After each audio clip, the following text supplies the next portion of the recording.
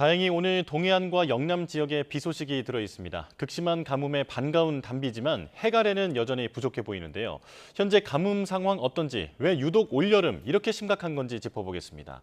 오재호 부경대 환경대기학과 교수와 함께하겠습니다. 어서 오십시오. 네. 교수님, 일단 가장 궁금한 게 오늘 비가 온다고 하는데 얼마나 올지, 가뭄 해갈엔 도움이 될지 궁금합니다. 어떻게 보십니까? 예, 기상청 예보에서는 한 50mm 내외인데 네. 이것은 지금 가뭄 상황을 봐서는 아마 기대는 턱없이 부족한 양이 될 것 같습니다. 잠시 목 축이는 정도 그렇게 온다 해도 그보다는 훨씬 많은 비가 내려야 될 것 같습니다. 예, 해갈이 되려면 사실 며칠 연속으로 좀 와줘야 되는 거죠. 네, 하지만 그렇게는 보이지 않는다라는 말씀이시군요. 자, 그렇다면 지금 가뭄 상황 얼마나 심각한지 정리를 좀 부탁드리겠습니다. 네. 예, 특히 그 영남지방 중심으로 해서 저수율이 굉장히 떨어졌는데요. 대구 쪽에서 도남 저수지 같은 경우에는 거의 뭐 저수율 제로에 가까워 0에 가까운 정도가 되어 있고, 그다음에 경남 쪽으로 가도 저수율이 그 30%에서 40% 정도 되고 있습니다. 예, 지금 이런 지역은 그 상수원이 이렇게 말라버리면 다른 방법이 없는 겁니까? 예, 뭐 저 비가 없으면 아. 낙동강물을 이용하는 수밖에 없는데 또 예. 낙동강물은 여러 가지 이유로 해서 아직은 상수원으로 사용하는 게 제한적이고요. 예. 이제는 소방차들까지 200대나 투입이 돼서 논에 물을 대고 있다고 하는데 이게 도움이 좀 되고 있습니까? 예, 참 안타까운데요. 조금 긴 안목에서 정책이 나왔으면 좋은데 지금은 발끝 정책이거든요. 예. 당장 필요하니까 그건 뭐 다른 수단이 없으니까 좋은데 혹시라도 좀 한숨 돌려서 이렇게 가물대가 기존에 있던 물거럭, 그러니까 저수지라다가 댐을 보수할 수 있는 천혜의 기회거든요. 예. 아니면 물을 퍼내고 해야 되는데. 아, 네. 그래서 그런 긴 안목으로 가는데 지금 목마른데 물 걱정을 안 하고 저수지 보수한다 그러면 조금 정서상은 문제가 있긴 하지만은 그래도 실질적으로는 이런 기회가 잘 오지 않으니까 예. 조금 정책을 길게 봤으면 좋겠습니다. 지금 말씀해 주신 부분이 좀 새로워서 좀 더 자세히 여쭤보고 싶은데요. 네. 그러니까 지금 물론 이제 가뭄은 심각하고 네. 그리고 말씀하신 것처럼 이제 소방차가 물을 동원한다든지라고 하는 것은 좀 이제 짧은 호흡에 그런 도움이 되겠습니다만 이렇게 물이 말랐을 때가 오히려 대비를 할 수 있는 가장 좋은 기회라는 말씀이시죠? 네. 예. 예를 들면 소방차를 동원해서 우선 저희 물이 급한 데는 용수 공급을 할 수는 있는데 예. 이것이 다음 가뭄하고는 아무 관계가 없습니다.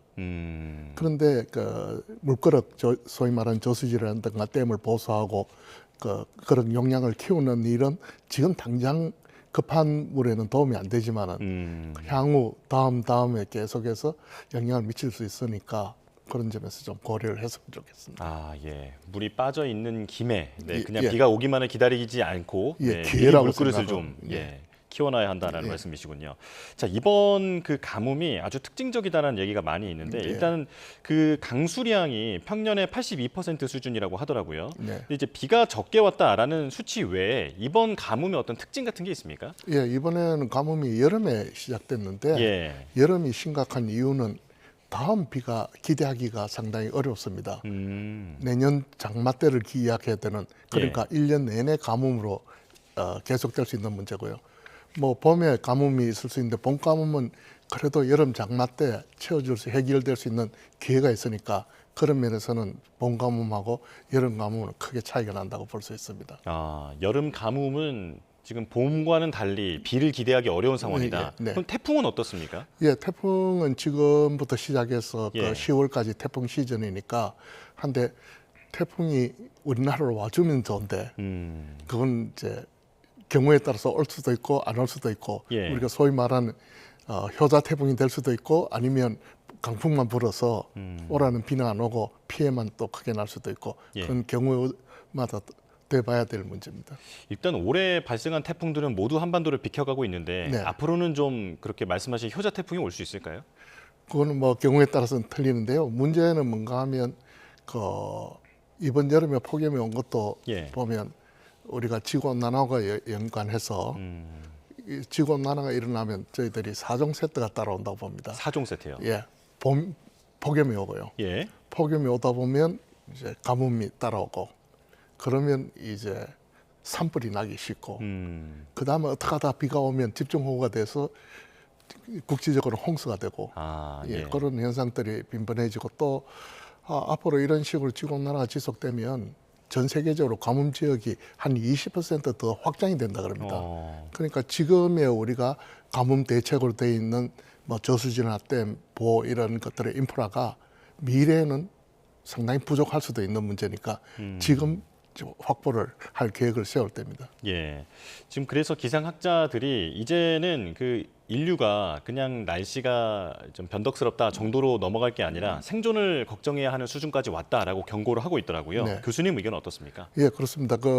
예를 들어서 폭염에 예를 들면 과거에도 굉장히 더울 때가 있었습니다. 네. 2018년도 있고 그다음에 그전에는 뭐 1944년 뭐 이래서 간혹 있을 때 우리는 그걸 이상기후라 그랬습니다.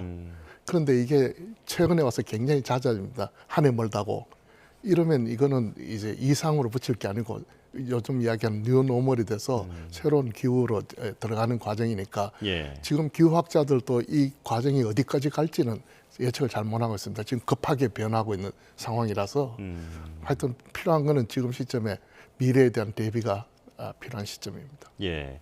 그리고 또 궁금한 게 최근 해수 온도도 꾸준히 상승하고 있다고 들었거든요. 네. 예, 그렇다면 대기 중에 수증기가 많아지니까 네. 비가 더 많이 오지 않을까 생각했는데 이번엔 봄도 아니고 심지어 여름에 이렇게 가뭄이 생기니까요. 이유가 뭘까요? 예, 그 온도가 1도 올라가면 대기 중에 수증기가 7% 늘어납니다. 하늘의 저수지가 커지는 거죠. 예. 그런데 이게 골고루 하면 지금 말씀하신 대로 비가 여기저기 필요한 만큼 부어주는데 이게 몰려다닙니다. 예를 들면 지금은 겨울이지만은 칠레하고 아르헨티나에 그 폭우가 오고 폭설이 내린 것도 하늘의 강이라는 게 그쪽으로 집중적으로 들어가서 그 필요한 이상으로 비가 오고 이러다니까 그쪽에서는 이제 수해가 나는 거죠. 그래서 그게 안타깝게 우리가 원하는 것처럼 골고루 내려주지 않는다는 특성이 있습니다. 예.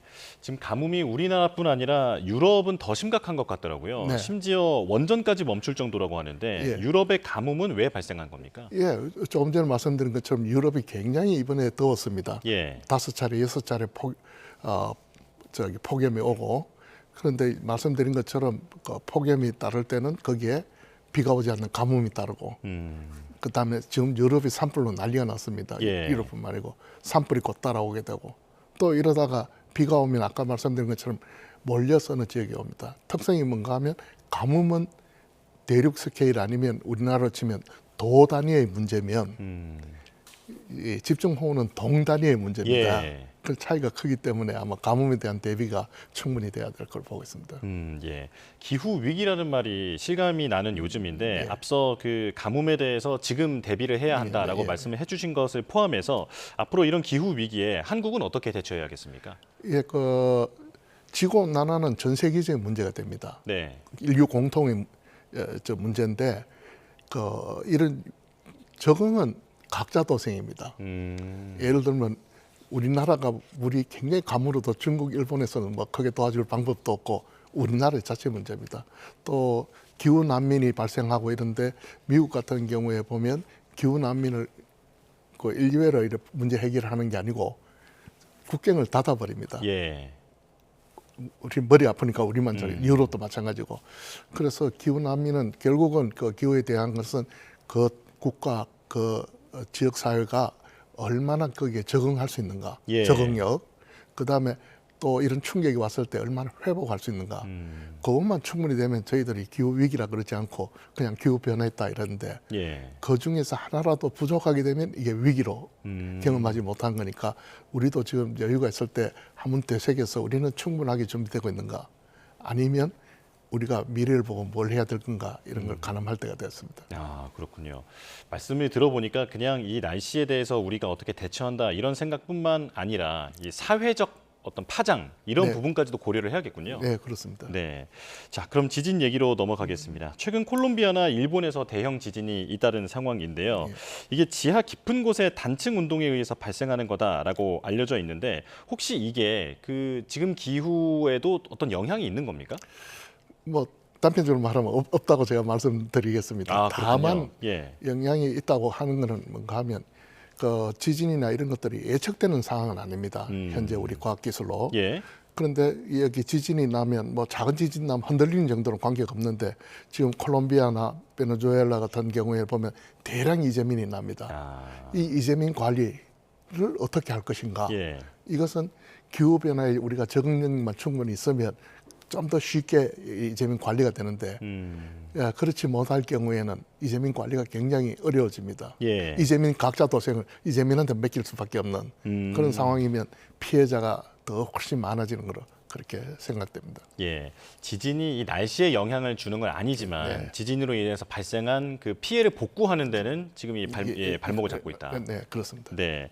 그리고 조금 전에 그 유럽이나 북미 쪽의 산불도 언급하셨는데 네. 산불은 기후에 영향을 주나요? 예, 그렇습니다. 우리가 보통 알기로는 숲에 네. 나무가 많으면 공기 중에 이산화탄소를 갖다가 흡수해 가지고 산소를 만들어내서 기후 변화를 갖다가 완화시키는데 큰 도움이 된다고 이야기를 하고 있습니다. 그런데 나무가 예를 들어서 30년, 50년생이 산불에 타버리면 예. 그동안 그 나무가 했던 기후에 착한 일을 했던 게 일시에 다 나빠집니다. 원점으로 돌아가는 거죠. 예, 예. 그래서 오히려 그 산불로 인해서 발생되는 이산화탄소라든가 여러 가지 문제가 오히려 기후 변화를 더 악화시키는 그런 경우도 있습니다. 예. 자, 마지막으로 이런 기후 변화에서 이제 우리 사회가 어떤 그 기후에 대해서 어떤 정의를 내려야 할 것 같다라는 생각이 네. 들거든요. 네, 이 부분에 대해서 의견을 좀 정해 주시죠.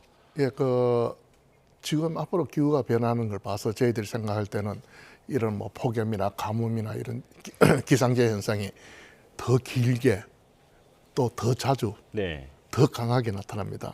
아마 우리가 지금까지 경험 못했던 그 범주를 벗어나서 이렇게 날 가능성이 많기 때문에 거기에 대한 대비를 바깥을 보지 말고 한 5m 전방을 보면서 대비를 해나는 사회적으로 그런 기획을 장기적인 계획을 갖다 이제는 세워야 될 때로 보고 있습니다. 예, 그저 견디는 게 아니라 사회가 적극적으로 대처를 해야 하는 문제다라고 네. 강조를 해주셨습니다. 여기까지 말씀 듣겠습니다. 오재호 부경대 환경대교학과 명예교수와 함께했습니다. 고맙습니다. 네.